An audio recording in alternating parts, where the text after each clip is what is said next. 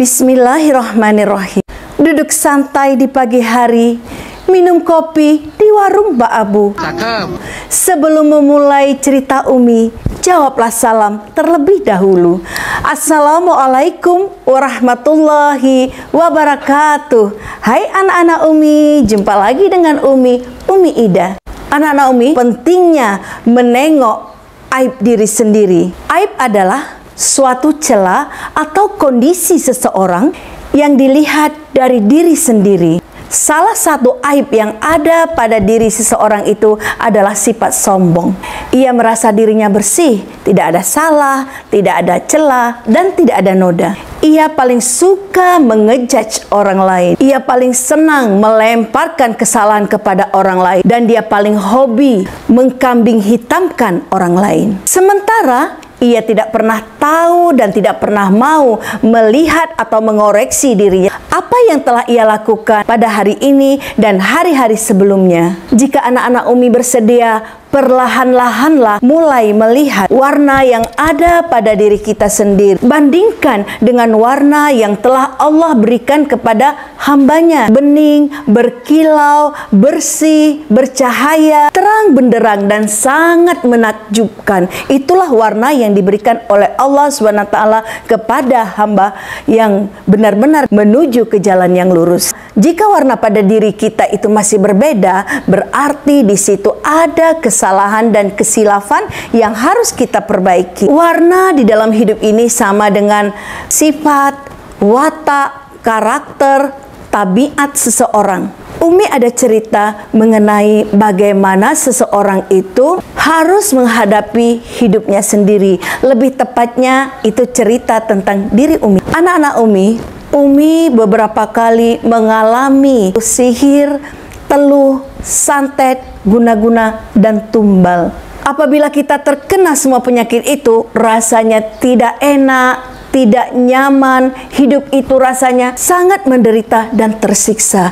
Jadinya seseorang yang terkena penyakit seperti itu, biasanya pembawaan seorang itu adalah marah, emosi, kesal, jengkel, bahkan dia ingin berteriak-teriak sekencang-kencangnya karena seseorang itu belum paham bagaimana cara mengatasi semua itu agar jiwanya menjadi tenang, bisa mengontrol emosinya, amarahnya, kesalnya kepada penyakit yang ada dalam tubuh. Karena penyakit tersebut biasanya ada makhluk-makhluk yang mengikuti daripada sihir, teluh, santet, guna-guna, tumbal, sehingga tubuh seseorang itu ditumpangi dengan makhluk lain. Itu rasanya tidak aman dan tidak nyaman. Anak-anak Umi, walaupun kita terkena penyakit sihir, teluh, santet, guna-guna, tumbal, tapi jika kita pandai mengontrol emosi pikiran, emosi hati, dan kita bisa mengontrol nafsu amarah kita, insya Allah semua itu bisa teratasi. Yang belum mampu mengatasinya, itulah makanya diumbar-umbarkannya hawa nafsu, marah, emosi, sehingga seseorang apabila terkena sihir atau kesurupan namanya ya, biasanya emosinya itulah yang diumbar-umbarkan, berteriak histeris karena merasa dirinya mengapa ia terzalimi. Itulah yang membuat ia belum mampu untuk mengontrol kejiwaan. Anak-anak Umi, mengapa sekarang Umi sering mengupload tentang sihir, teluh, santet, guna-guna, tumbal? Karena seperti video-video Umi yang telah lalu, Umi mengatakan Umi sakit lebih kurang 30 tahun, bahkan lebih dari 30 tahun. Tetapi pada hari ini, alhamdulillah, berkat rahmat dan pertolongan Allah lewat ustadz-ustadz yang ada di YouTube, yaitu ustadz yang berjalan di jalan yang lurus, Umi bisa berkarya pada hari ini. Sekarang Umi baru bisa mengekspresikan apa yang telah tertunda pada masa lalu. Karena orang yang terkena sihir, teluh, santet, guna-guna, tumbal, sehingga ia tidak bisa mengeluarkan karya-karyanya. Tetapi alhamdulillah sekarang walaupun kesuksesan itu tertunda, pada hari ini alhamdulillah Umi telah mendapat juara 3 Interprestasi Gurindam 12. Alhamdulillah. Raja Ida Asri. Juara ketiga mendapatkan uang tunai 2 juta rupiah yang diadakan oleh Dinas Pariwisata Kota Batam. Alhamdulillah, mudah-mudahan dengan sehatnya Umi, dengan sembuhnya Umi dari sakit yang lebih dari 30 tahun Umi alami, mudah-mudahan Umi bisa berkarya terus sampai batas waktu yang Allah tentukan. Amin. Amin ya rabbal alamin. Anak-anak Umi, bagaimana cara Umi bisa sembuh dari penderitaan yang Umi alami lebih dari 30 tahun? Di situ Umi mengambil pembelajaran dari apa yang terjadi dengan diri Umi sendiri. Pertama yang Umi lakukan adalah Umi buang sifat egois yang ada pada diri Umi. Lalu Umi dengar nasihat-nasihat yang berguna dari hamba-hamba Allah, baik itu di media sosial, di rumah, di sekolah, maupun di masyarakat. Umi dengarkan nasihat-nasihat. Pertama, sholat 5 waktu jangan pernah ditinggalkan. Yang kedua, selalu mengingat Allah, baik itu zikir pagi maupun zikir di sore hari. Yang ketiga, setiap tarikan nafas, anak-anak Umi membaca La ilaha illallah. Setiap tarikan nafas, insya Allah tauhid kita, keimanan kita akan diperbaharui terus menerus oleh Allah Subhanahu wa Ta'ala. Jadi anak-anak Umi, setiap ucapan-ucapan kebaikan-kebaikan yang diberikan oleh hamba-hamba Allah itu Umi selalu terapkan dalam kehidupan sehari-hari. Ada pepatah mengatakan Allah bisa karena biasa. Kalau kita sering mengucapkan kalimah-kalimah tauhid, nanti insya Allah masa kita pulang ke haribaan Allah, kita tidak akan canggung lagi karena kita sudah terbiasa mengucapkan kalimah-kalimah tauhid tersebut. Alhamdulillah, ada lagi yang mengajarkan kepada Umi bahwasanya jika sujud terakhir itu bacalah La ilaha illa anta subhanaka inni kuntu minaz zalimin, yang artinya tidak ada Tuhan, hanyalah Allah, Maha Suci Allah, hamba telah menzalimi diri hamba sendiri. Anak-anak Umi, kalimah la ilaha illa anta subhanaka inni kuntu minaz zalimin ini terdapat pada surah Al-Anbiya ayat 87. Bahwasanya manusia itu sering menzalimi dirinya sendiri, maka itu manusia harus sering bertaubat, memohon ampun atas kesalahan dan dosa-dosa yang telah kita lakukan. Ayat ini pernah dibacakan oleh Nabi Yunus alaihissalam, dikarenakan pada masa itu ia marah kepada kaumnya dan ia meninggalkan kaumnya. Dia mengikuti sebuah kapal. Masa dia berlayar di atas kapal itu, terjadilah angin kencang, petir, gelombang kuat, sehingga muatan kapal harus dikurangi. Ternyata setelah diadakan undian, keluarlah nama Nabi Yunus alaihissalam, sehingga mau tidak mau Nabi Yunus alaihissalam harus terjun ke laut untuk mengurangi muatan yang ada pada kapal. Allah telah mengutus seekor ikan paus, yaitu namanya ikan nun, untuk menelan Nabi Yunus. Akhirnya Nabi Yunus masuk ke dalam mulut ikan paus dan ia tinggal di dalam perut ikan tersebut. Semasa ia merasakan gelap dan pengap, ia berkata kepada Allah, "Ya Allah, ampunilah hamba," dengan mengucapkan La ilaha illa anta subhanaka inni kuntu minaz zalimin. Ia mengakui bahwasanya ia telah banyak melakukan kesalahan dan kesilapan, dan dia pun mengagungkan dan mensucikan keesaan Allah Subhanahu wa Ta'ala. Lalu ada lagi yang mengajarkan kepada Umi semasa sujud terakhir itu, bacalah surah Al-Isra ayat 80 yang berbunyi, Rabbi adkhilni mudkhala sidqi wa akhrijni mukhraja sidqi wa ja'alni min ladunka sultanan nasira, yang artinya, ya Allah, masukkanlah hamba dari sisi kebenaran, yaitu dari pintu kebenaran, dan keluarkanlah hamba dari pintu kebenaran, dan hanya Engkaulah yang maha menolongku. Alhamdulillah, dari Ajaran-ajaran yang baik tadi yang Umi terapkan dalam kehidupan sehari-hari, Umi mulai beransur-ansur mendapat pembelajaran dari Allah Subhanahu wa Ta'ala. Maka Allah langsung memberi kode kepada Umi untuk memperbaiki diri lewat suara yang mengatakan belajar sabar. Dari suara itu, Umi mulai menerapkan diri Umi belajar sabar dalam kehidupan sehari-hari. Ternyata belajar sabar itu adalah kunci yang paling ampuh untuk membuka, menguak terhadap rahasia-rahasia warna yang ada di dalam batang tubuh setiap manusia. Jadi semua manusia itu harus belajar sabar.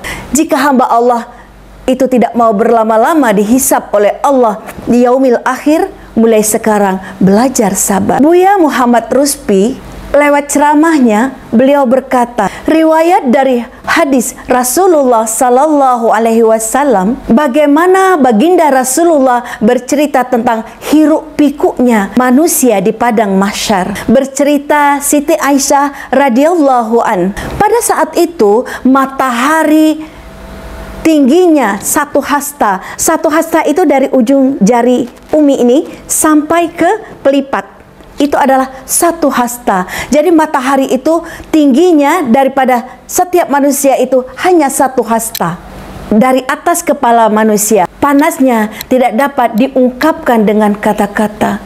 Ya Allah, hamba berlindung kepadamu ya Allah. Lamanya di padang mahsyar itu 50.000 tahun. Tidak ada malam. Siang terus menerus. Panas terus menerus.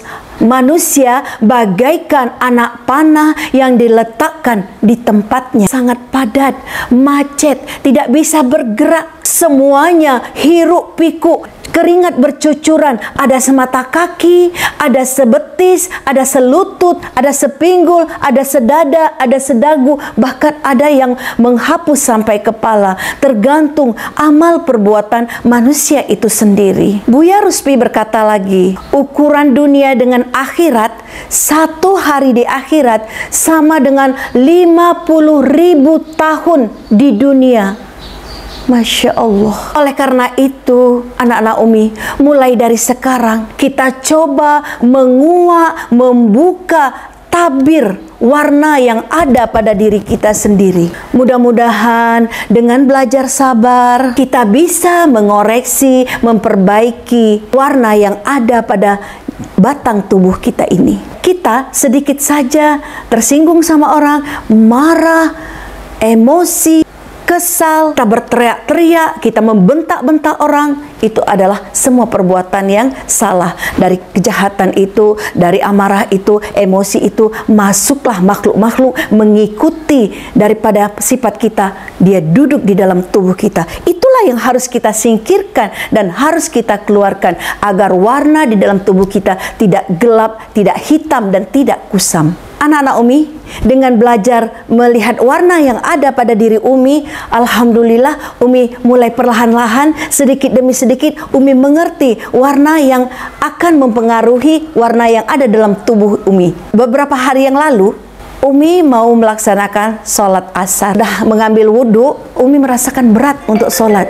Jika Umi merasakan berat untuk sholat, Umi selalu bilang begini, ya Allah, tolonglah hamba mau sholat tapi rasanya malas sekali, tolonglah hamba ya Allah, bantulah hamba untuk berdiri melaksanakan sholat. Tapi pada masa itu Umi terus memegang HP, Umi scroll terus melihat gambar-gambar. Umi bukan lihat lama-lama, Umi lihat sebentar-sebentar, tapi terus tangan Umi dan mata Umi melihat.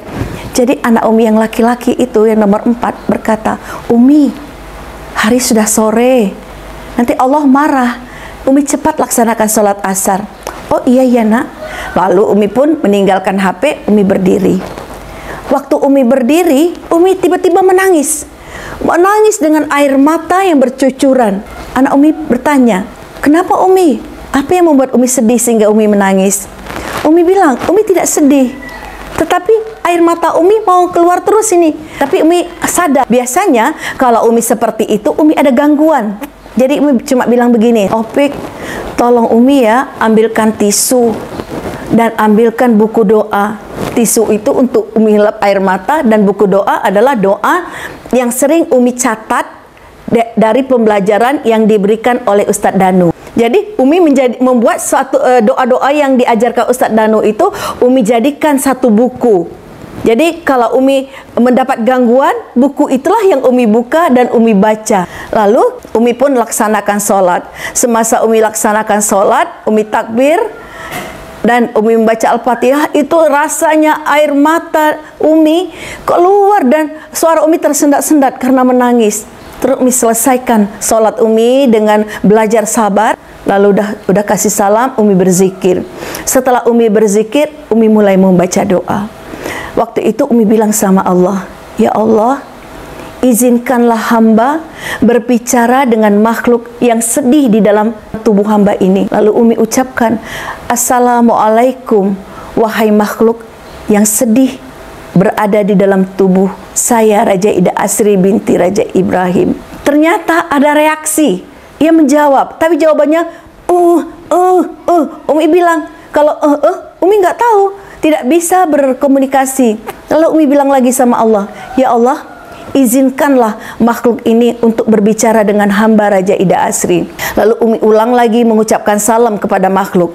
Ternyata Allah mengizinkan Umi untuk berbicara dengan makhluk tersebut. Makhluk itu menangis. Umi tanya, wahai makhluk, siapakah engkau? Pertama dia tidak mau memberitahu karena dia bilang dia malu. Umi bilang, wahai makhluk, apakah engkau kiriman dari tempatku ini atau dari kampungku? Dia mengatakan bahwasanya dia dikirim dari kampung Umi yang telah duduk di batang tubuh Umi lebih daripada 30 tahun yang lalu. Sebenarnya dia itu tidak sanggup untuk duduk di batang tubuh Umi lagi, karena Umi selalu membacakan doa yang diajarkan oleh Ustadz Danu. Ia bilang dia panas berada di dalam tubuh Umi, dan Umi tanya, wujudmu apa? Ia mengatakan wujudnya adalah ular. Jadi Umi merasakan dia tidak gagah lagi, tidak strong, tetapi ia telah layu, lentoy, kayak kertas yang ditegakkan tetapi tidak mampu untuk berdiri.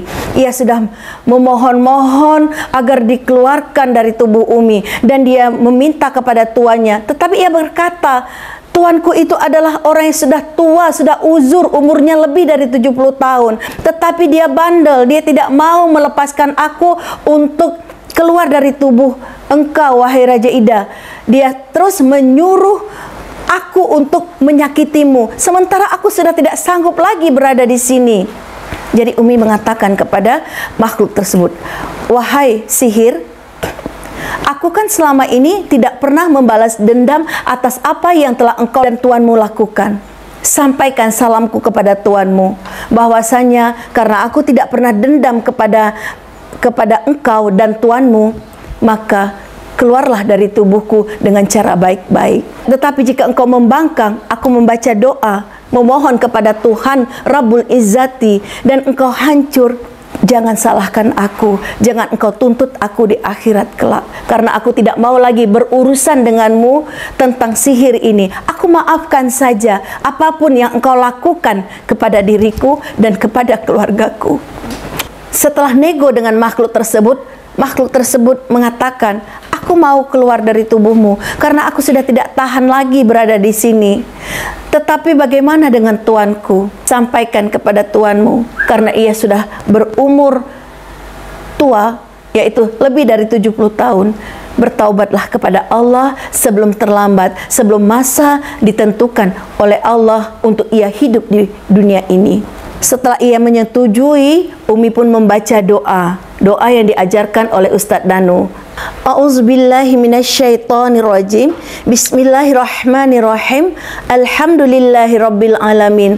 Allahumma salli ala Sayyidina Muhammad wa ala ali Sayyidina Muhammad kama sallaita ala Sayyidina Ibrahim wa ala ali Sayyidina Ibrahim wa barik ala Sayyidina Muhammad wa ala ali Muhammad kama barakta ala Sayyidina Ibrahim Ibrahim wa ala ali Sayyidina Ibrahim fil alamina innaka Hamidum Majid. Asyhadu an la ilaha illallah wa asyhadu anna Muhammadar Rasulullah.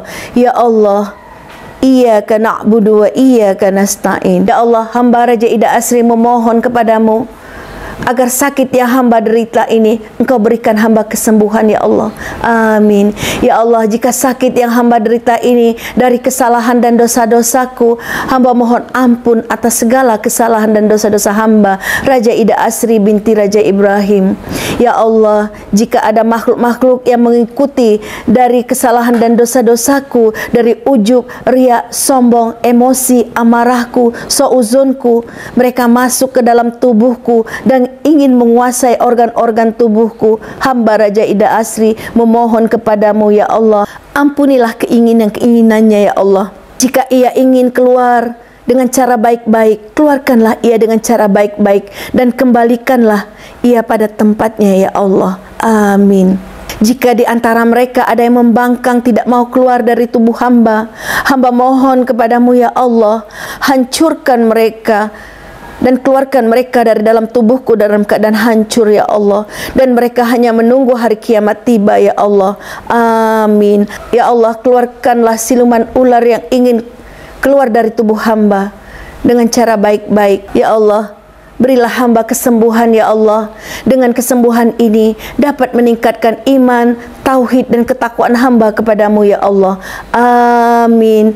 Alhamdulillahirabbil alamin. Jadi dengan kita banyak memohon ampun atas segala kesalahan dan dosa-dosa kita, dan kita memaafkan siapapun yang berbuat zalim kepada kita, insya Allah makhluk-makhluk tersebut tidak akan sanggup dan tidak akan mampu berlama-lama berada di batang tubuh kita. Jadi insya Allah dengan kita memohon ampun kepada Allah, warna-warna yang hitam, kelam, gelap, abu-abu dan segala macam perlahan-lahan akan mulai menjadi bening, bersih, berkilau, bercahaya dengan rahmat Allah Subhanahu wa Ta'ala. Mudah-mudahan sharing Umi pada hari ini dapat diambil hikmahnya. Bagi anak-anak Umi yang suka melihat video ini, jangan lupa like, komen, subscribe, dan share.